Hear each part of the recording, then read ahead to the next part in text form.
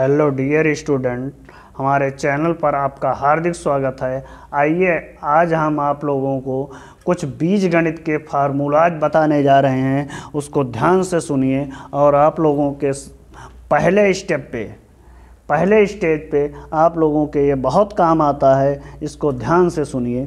कह रहा है कि ये प्लस बी का होल स्क्वायर, ये प्लस बी का होल स्क्वायर, तो हम यहाँ लिखेंगे A square plus 2ab A square plus 2ab plus B square. ये आपका पहला फार्मूला है।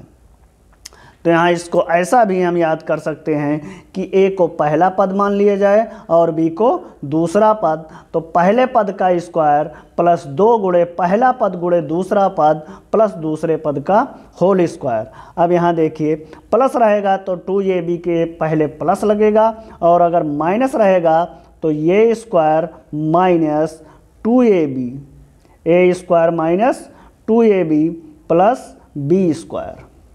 ये दोनों फार्मूलाज में केवल यही अंतर है कि अगर a प्लस बी का होल स्क्वायर रहेगा तो 2ab के पहले प्लस रहेगा, और अगर माइनस रहेगा तो 2ab के पहले माइनस रहेगा। अब तीसरा फार्मूला है, इसको हम वर्गांतर का भी फार्मूला कहते हैं, ए स्क्वायर माइनस बी स्क्वायर। एक कोष्ठक में आपका हो जाएगा ए प्लस बी और दूसरे कोष्ठक में आपका हो जाएगा ए माइनस बी।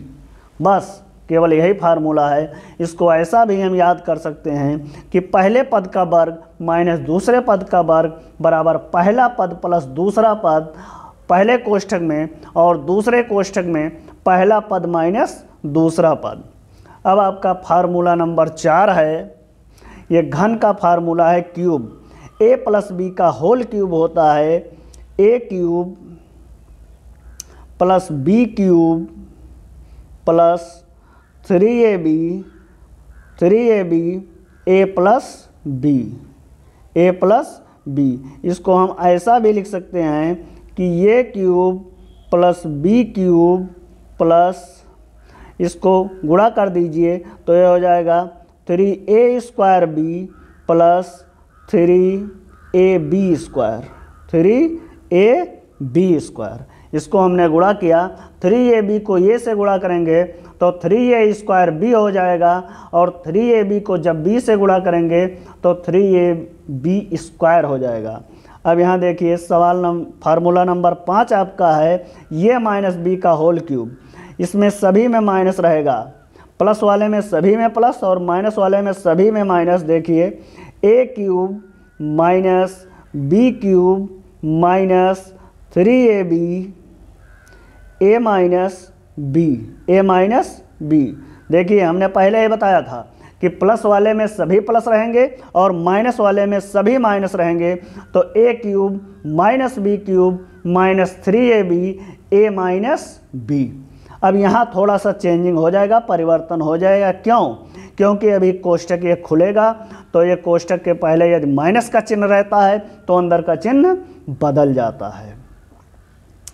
ए क्यूब, देखिए A cube minus B cube minus 3ab को जब ये से गुणा करेंगे तो ये हो जाएगा 3a स्क्वायर बी, और ये माइनस माइनस आपका क्या हो जाएगा प्लस 3ab स्क्वायर। अब देखिए A cube plus B cube, A cube plus B cube, यहीं से उठा लीजिए इसको, ये भी कभी कभी सवाल में आ जाता है। ये क्यूब प्लस बी क्यूब बराबर हो जाएगा, इसको इधर हम कर देंगे तो ये आपका हो जाएगा ए प्लस बी का होल क्यूब, ए प्लस बी का होल क्यूब, और ये इधर प्लस है, इधर जाएगा minus 3ab A minus B. ये हो गया आपका। और फार्मूला नंबर 7 देखिए, सेम टू सेम वही लिखा है A cube plus B cube. तो A cube plus B cube का क्या होता है ये plus B, A plus B.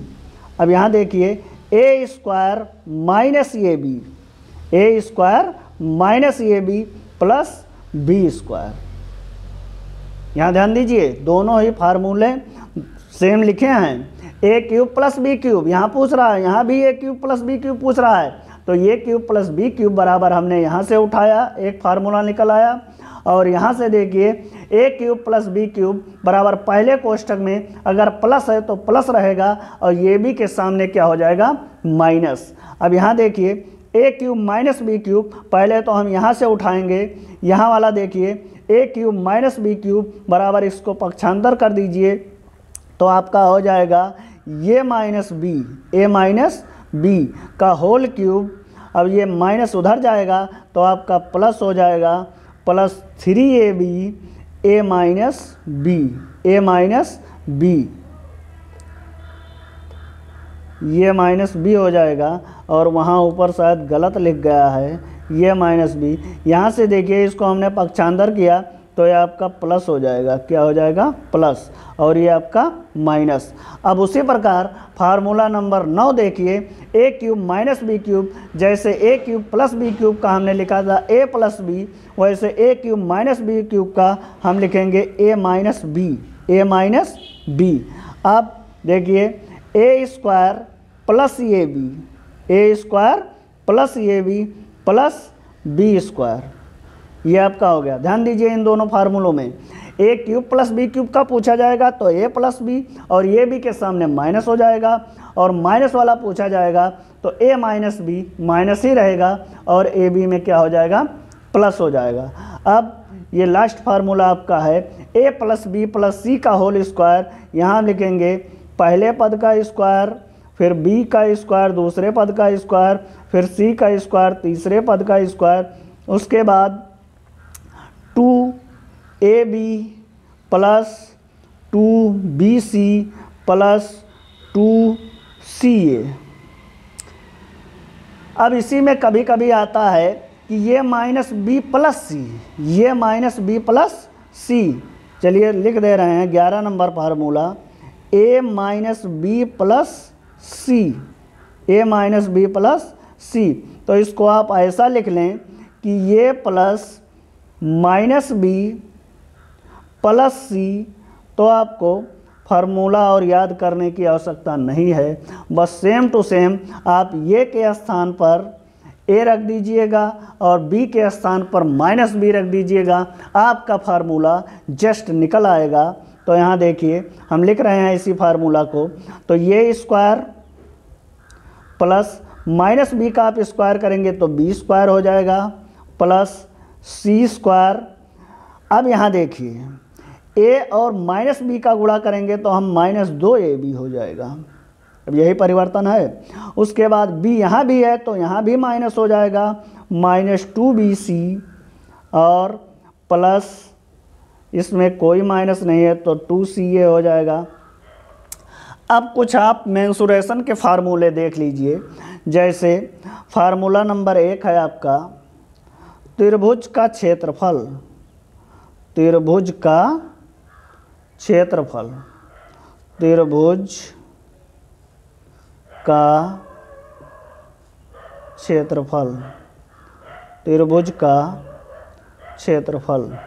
तो त्रिभुज के क्षेत्रफल का फार्मूला होता है 1/2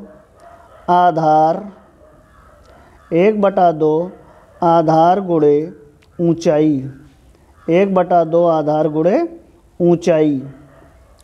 अब यहाँ ऐसा भी हम बोल सकते हैं कि 1/2 आधार गुणे लंब, 1/2 आधार गुणे लंब।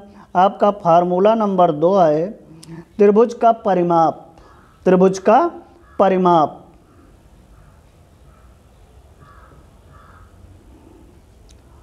त्रिभुज का परिमाप, त्रिभुज का परिमाप।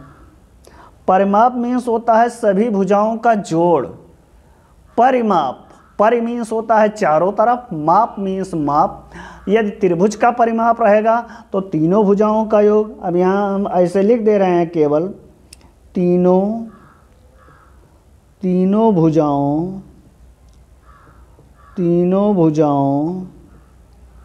का योग, तीनों भुजाओं का योग। जैसे यह त्रिभुज की एक भुजा 5 सेंटीमीटर दी है, दूसरी भुजा 3 सेंटीमीटर दी है, चौथी भुजा 4 सेंटीमीटर दी है, तो आपको पूछेगा कि त्रिभुज का परिमाप ज्ञात कीजिए, तो आप सभी भुजाओं को जोड़ दीजिएगा। अब तीसरा फार्मूला है आपका आयत। आयत का परिमाप, आयत का परिमाप, आयत का परिमाप। तो आयत के परिमाप का फार्मूला होता है 2 गुणे लंबाई प्लस चौड़ाई, 2 गुणे लंबाई प्लस चौड़ाई। क्या होता है? 2 गुणे लंबाई प्लस चौड़ाई। अब ये क्यों होता है? अभी हमने ऊपर बताया कि परिमाप में सभी भुजाओं का जोड़ आपको ज्ञात करना है। तो यह आयत के परिमाप में हमने क्यों लिखा 2 गुणे लंबाई धन चौड़ाई? क्योंकि हम जानते हैं कि आयत किसे कहते हैं? जिसकी लंबाई आमने सामने की भुजाएं समान हो, आमने सामने की भुजाएं समान हो। तो आयत में 2 लंबाई और 2 चौड़ाई रहती है। तो आप लोग लंबाई धन चौड़ाई धन लंबाई धन चौड़ाई लिखें, या आप लोग लंबाई और चौड़ाई को जोड़ करके उसको 2 से गुणा कर दें। अब चौथा फार्मूला है आपका आयत, आयत का क्षेत्रफल, आयत का क्षेत्रफल। आयत के क्षेत्रफल का फार्मूला आपका है लंबाई गुणे, एरिया निकालना है ना, लंबाई गुणे चौड़ाई, लंबाई गुणे चौड़ाई। यह आयत के क्षेत्रफल का फार्मूला है। 5वां नंबर फार्मूला है वर्ग का परिमाप, वर्ग का परिमाप, वर्ग का परिमाप। तो वर्ग की भुजाएं सभी बराबर होती हैं, हम जानते हैं, और वर्ग में 4 भुजाएं होती हैं। तो हम यहाँ लिख देंगे 4 गुणे भुजा, 4 गुणे भुजा। क्या हो जाएगा? 4 गुणे भुजा। फार्मूला नंबर 6 है वर्ग का क्षेत्रफल, वर्ग का क्षेत्रफल। वर्ग के क्षेत्रफल का फार्मूला देखिए, वर्ग की सभी भुजाएं बराबर होती हैं। यहाँ अलग अलग थी तो हमने लिखा लंबाई गुणे चौड़ाई। हम यहाँ भी भुजा लिखेंगे, यहाँ भी भुजा लिखेंगे। तो आप लिख सकते हैं कि भुजा गुणे भुजा गुणे भुजा, भुजा गुणे भुजा। या हम इसको लिख सकते हैं कि भुजा स्क्वायर, भुजा स्क्वायर। अब एक फार्मूला और है समबाहु त्रिभुज का क्षेत्रफल, समबाहु, इसको यहीं लिखना चाहिए हमें। समबाहु त्रिभुज, समबाहु त्रिभुज का क्षेत्रफल, समबाहु त्रिभुज का क्षेत्रफल ये होता है भुजा वर्ग, भुजा वर्ग अंडर रूट 3/4, भुजा वर्ग अंडर रूट 3/4।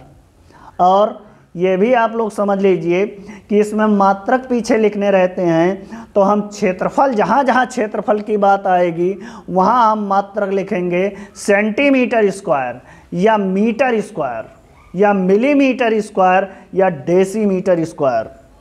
जहाँ जहाँ क्षेत्रफल निकालना हमें पूछेगा और जहाँ परिमाप निकालना पूछेगा वहाँ हम सेंटीमीटर लिखेंगे या मीटर लिखेंगे। कहाँ लिखेंगे? आंसर में लिखेंगे। कहाँ लिखेंगे? आंसर में। धन्यवाद। आप लोगों को हमें आशा है कि ये सूत्र आप लोगों के लिए अच्छा काम करेगा। इसको आपको याद करने में आसानी होगी और सवालों को लगाने में आसानी होगी। धन्यवाद। और चैनल को लाइक और सब्सक्राइब कीजिए। Thank you.